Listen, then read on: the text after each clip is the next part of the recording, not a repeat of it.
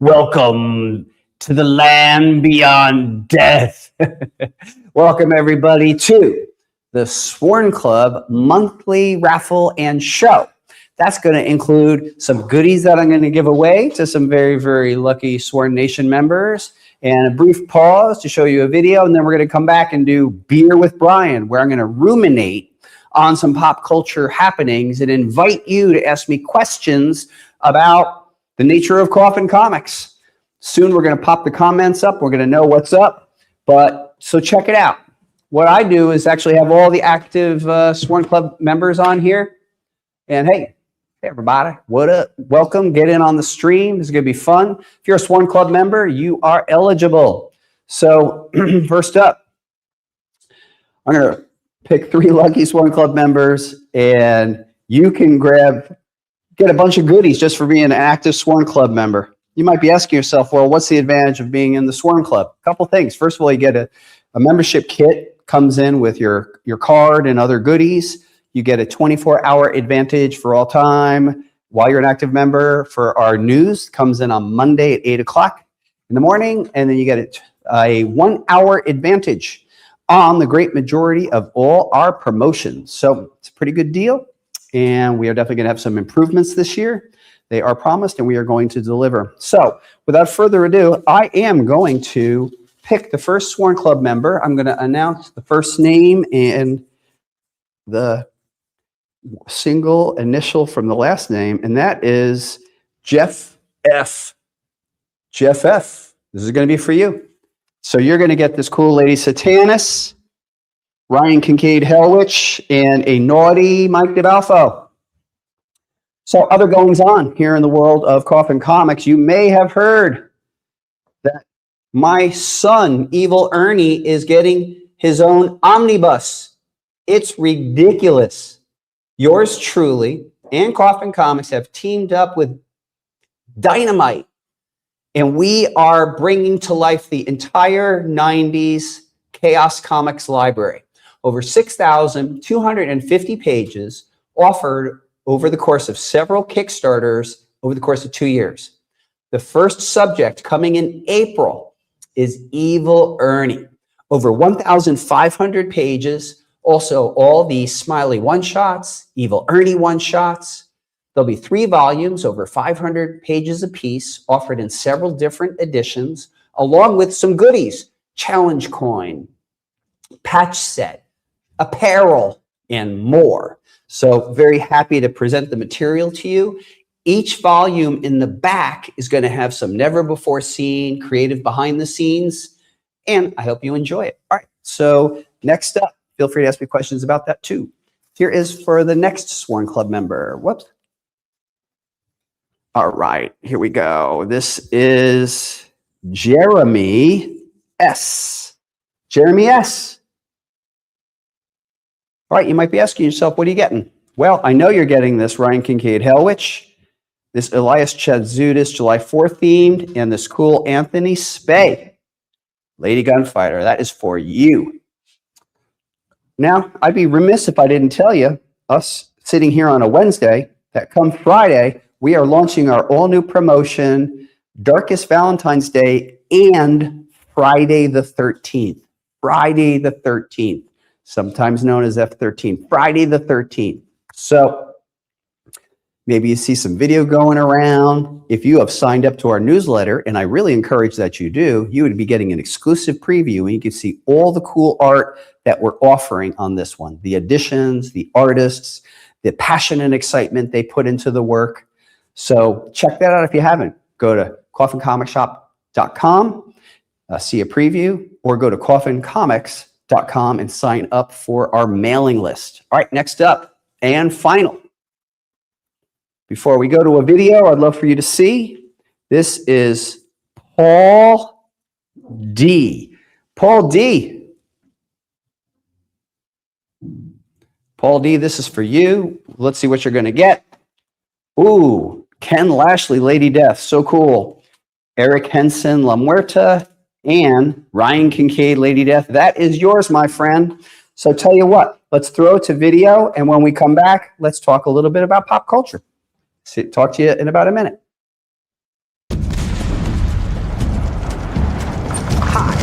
Brian Polito, creator of Lady Death, and I'm excited to present an all-new 48-page original graphic novel entitled Lady Death Primordial Havoc. A mysterious tragedy strips away Lady Death's magic and thrusts her into a world of primeval brutality. In a heartbeat, the deadliest warrior witch the underworld has ever known becomes something no one ever expected: prey. Now, Lady Death must butcher her way through prehistoric monstrosities and sadistic cannibals who hunt her at every turn. Can she escape the unrelenting ferocity of this ferocious land, or will she become lost forever within its jungle hell? Witness Lady Death as you've never seen her before. Wild, remorseless, savage. Please back our campaign now and tell everyone you know. Thanks so much, everybody.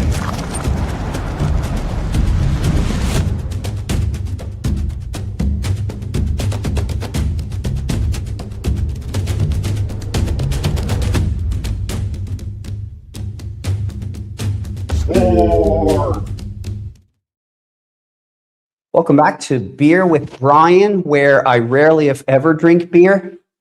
I'm drinking water. We're still working. We're packing up HQ, going to the clubhouse. Check out this cool Evil Ernie. So let's see here. What's up? Sworn Club. Hey, Brian. Nice to see everybody on the stream. So check it out. This is where I do a little pop culture rumination. You're welcome to ask some questions. We've had some news in the news, so you may want to ask questions about the Evil Ernie and our new alliance with Dynamite and our giant campaign, series of campaigns to bring the Chaos Comics library to life. But in the meantime, I'd like to talk to you about a couple movies I saw recently that I liked and recommended. Now, as many of you know, I am a big horror fan, and I particularly like zombie stories. I love demonic possession stories quite a lot too. So I saw 2 zombie films in the last couple of weeks that I've enjoyed. So the first one I saw on Amazon Prime, and I think it is a Prime video, and I think it's called It Stains the Desert Red. And the premise here was sort of simple. It is post-zombie apocalypse, and a woman and her drug dealer boyfriend are heading out in the desert in the hopes that they would get onto a plane that would transport them away, right outside of Vegas. So the zombie apocalypse has ensued, and she encounters a single lone zombie way out in the middle of nowhere. And the great majority of the story is just about this one zombie chasing her down. And it's a little bit about her this woman's transformation from being kind of like a jaded stripper, druggy person to kind of remembering that she's a mother and that she could be, reunited with her child. And I liked it. It was probably done very inexpensively, but I thought it was kind of cool. Next up is We Bury the Dead, and that's with Daisy Ridley. And is there anything else to show? Okay. So a question from... Oh, there's a question. This is from Instagram. Does Lady Death... We're getting a question from Instagram.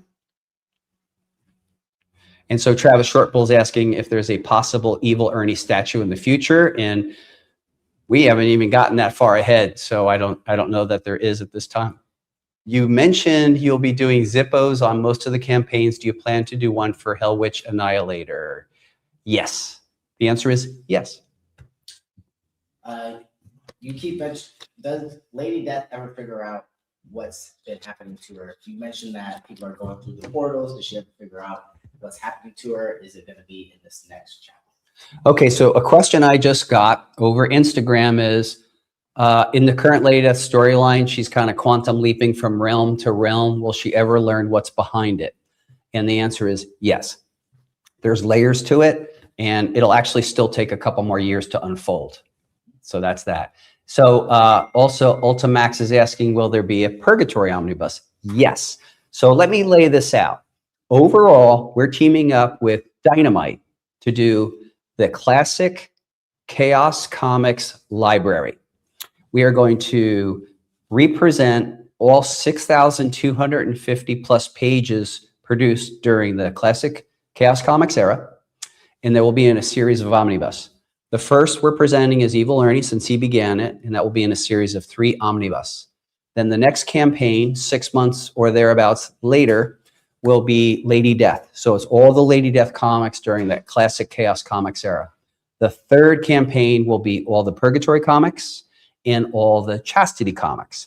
And then the fourth and final campaign will be the Chaos Universe. So that'll include titles ranging from The Omen, Lady Demon, Bad Kitty, Legend of the Sage, etc. So hopefully that answers that particular question. I think there might be another question. Oh, yeah.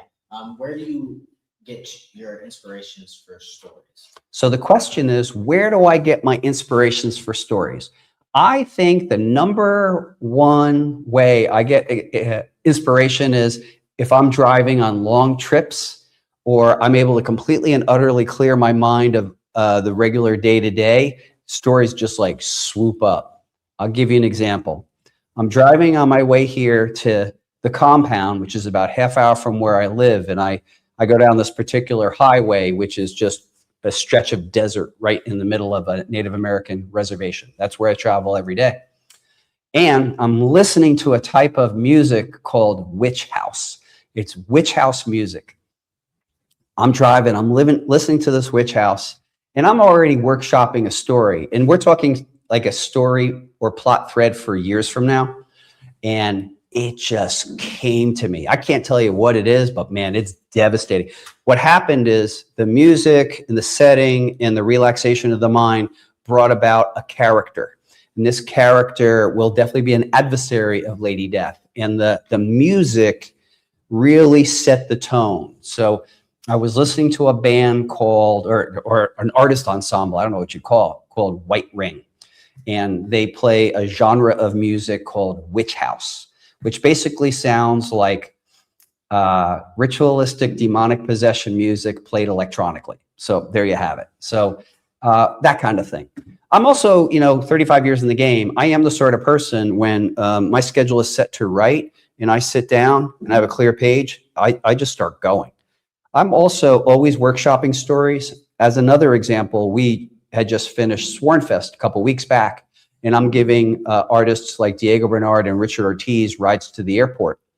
In between dropping them off, my brain is just automatically workshopping a story. So my brain is always workshopping stories. I have responsibilities as publisher in the physical world of the present, but my brain is always working on stories that are going to come about in the future. It just happens automatically. This was one that was from the panels that we weren't able to get to, but are there ever times where you're coming up with ideas and you try to put them in a story, but you have to shelve it for another time? So the question is, do I come up with stories that must be shelved for another time? Yes. So there have been times in the history of Coffin Comics where we've actually even completed scripts and then scrapped them and started over. We did that twice. We did it for Scorched Earth. There was a whole story written and we scrapped it. It happens. And then there have been stories that are half-baked, or maybe it's a wisp of an idea that's packed away. And I definitely have folders and files on my computer for story threads, character ideas that have never developed. I've actually written entire stories. I remember in the early 00s, I wrote a screenplay that I just basically abandoned. That it's complete. It took forever to do, but I abandoned it. It happens. Yeah, so I see some other questions. Solomon's there. What up, everyone? Thanks for people joining the stream. You mentioned doing Zippos. Okay, I answered that question. Have you read Absolute Batman? If so, what are your thoughts on it in the Absolute Universe? So, truth be told, I have the entire run of Absolute Batman 1 through present and Absolute Wonder Woman 1 through present. To date, I've only read #1 of each Batman and Wonder Woman, and I thought it was a delight. Fantastic. So I look forward to reading a longer amount. So sometimes I read certain books month by month, but frequently I love to get big runs. Even in my collecting, I just completed Southern Bastards, written by Jason Aaron, all 20 issues. I have them now, and I'm going to read them. And then I just finished my collection of The Wicked and the Divine, the series by Image, and I'm going to read them, all at once. So that's sometimes how I like to do it. I'm still working on the story East of Eden. I think I only need 3 issues. And once that I get them in, I'm going to read them. So that's how I like to do it. I would also like to point out, swinging back to this notion that we're doing these the Chaos Library, that DC does have a omnibus format called Absolute, and we are looking into producing our omnibus in that size range. A lot of the details are to be decided, and we do have about 11 weeks before that first campaign, but we are in the throes of the creative process and figuring all those things out. Probably one of the most ambitious elements of our Chaos Comics library is assembling all the elements for print. Keep in mind, the Chaos Comics went out of business, and we are refinding all the interior files and covers. I've had some covers that we've scanned. I'll actually show some videos where I got the original Evil Ernie #1 cover, which is oversized, scanned on a humongous 6-foot by 8-foot scanner. We've also gotten cooperation from Heritage Auction, who had some high-res scans of stuff we were looking for. I mean, it's been a lot of detective work, and will continue to be a lot of detective work over the course of the next couple of years. Would Lady Virtue or Atrocity come back? So the question is, would Lady Virtue and Atrocity come back? If I have my dithers, the answer is yes. Yeah, I don't think we're finished with either of those characters. I think Atrocity is phenomenal. And I think with Lady Virtue, we just touched. You'll notice that the present day continuity of Coffin Comics has been a little bit in the background, and you're going to start to see it start coming back in 2027. You're going to see stories involving Chaotica and Hellslinger, Angel Vex and Hana, and that'll help set it, reset it as we go into 28 and 29. 29 will be the 35th anniversary of Lady Death, and there'll be a culmination of a lot of storylines.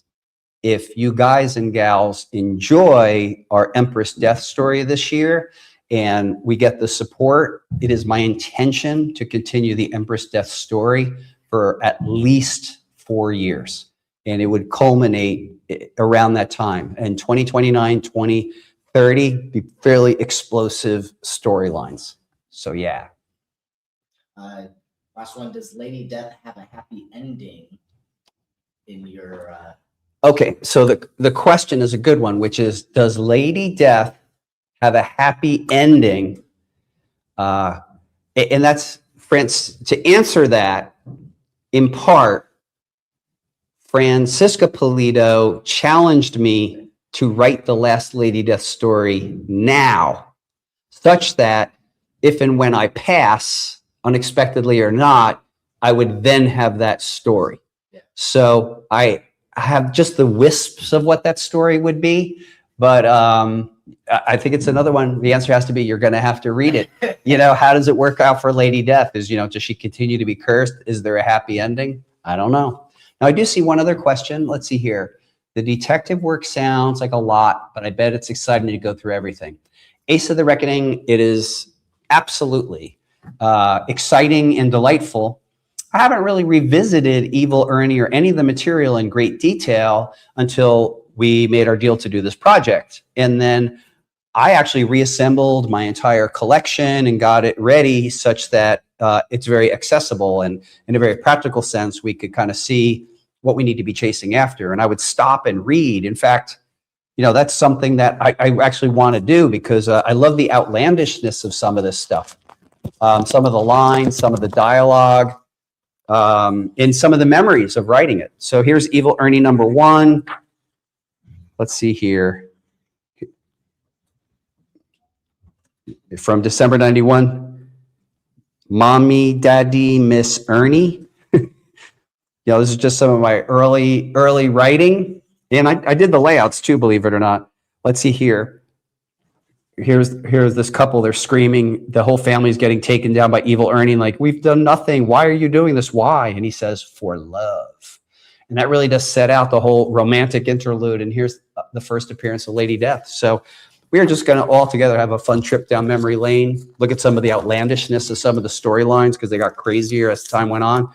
Evil Ernie, the Resurrection is bananas. If you remember it, it's like, Evil Ernie, bringing his zombie horde straight to Washington, D.C., right into the to the White House, etc. So it's wild stuff.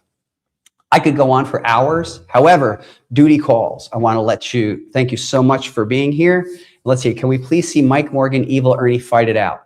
It's a delight to think about all those kinds of things, and I encourage each and every one of you to continue to think about that. What are the wild possibilities? The future is unwritten. Who really knows what's going to go on? Let's see here. Will there be a second omnibus for Lady Death from chapter 11 to the end of Satanus Arc? So for Coffin Comics, we will continue the omnibus series in 2027, and the second Lady Death omnibus will go from chapter 11 to chapter 20. So we're doing it in 10 chapter arcs. Hey, I got to thank you for spending some time with me. You've been great. I've been Brian Polito. Holler at you later.